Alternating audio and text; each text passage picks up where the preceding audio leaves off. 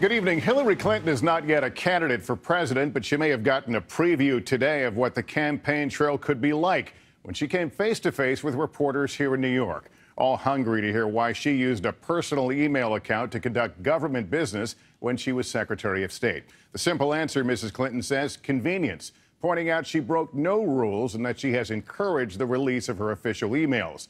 But what about those emails that she deemed non-official? What was in them, and why were they deleted? Our Andrea Mitchell joined in the questioning today and has a lot more for us. It was a media frenzy unlike anything ever seen at the UN. A likely presidential candidate trying to quiet a firestorm by finally explaining why she used a private email system while Secretary of State. I opted for convenience to use my personal email account, which was allowed by the State Department, because I thought it would be easier to carry just one device for my work and for my personal emails instead of two. After 2 weeks of stonewalling, Hillary Clinton acknowledged the fallout. Looking back, it would have been better for me to use 2 separate phones and 2 email accounts.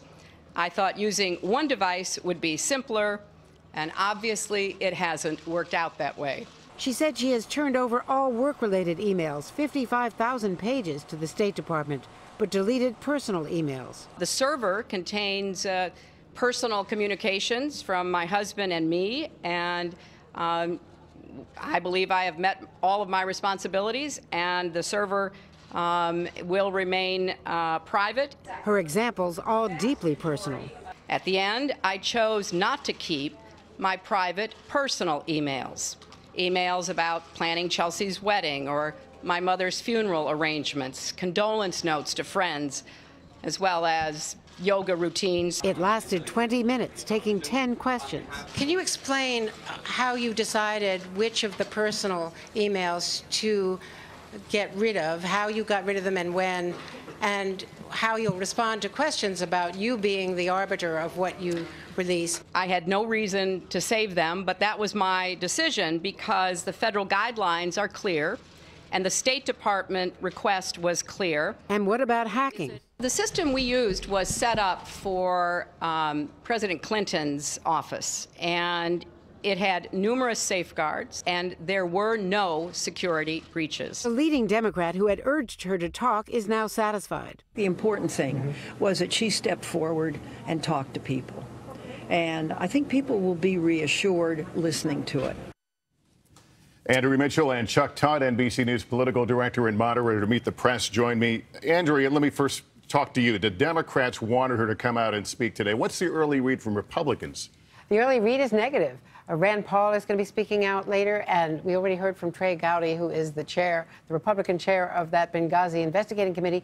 He says not only didn't she answer all the questions he wants to hear about, he wants her to turn over the server to a third party, a neutral party, and he's saying he's going to call her twice, at least twice, to testify to his committee. And Chuck, the fact that she goes out there and stands in front of those reporters, takes those questions, what does that tell you about her future? Well, that's the thing here. It's like, let's talk the Captain Obvious observation here, which is she's running for president. She wouldn't have done this press conference today. She didn't have to do it otherwise. That's right. If she weren't going to run for president, she wouldn't have done this press conference. And I thought, you know, what's interesting, the Politico lead today, I thought really nailed it. Hillary Rodham Clinton's 2016 presidential campaign began on terms set by her adversaries. That in itself tells you that this is going to be a long, hard slog for her. And I thought today she did the bare minimum as far as Democrats are concerned. But she didn't satisfy her media critics, and she certainly didn't satisfy her Republican critics, which means this is going to be a typical Clinton campaign circa 1990s. All right, Chuck and Andrea, good to have both of you here. Thank you.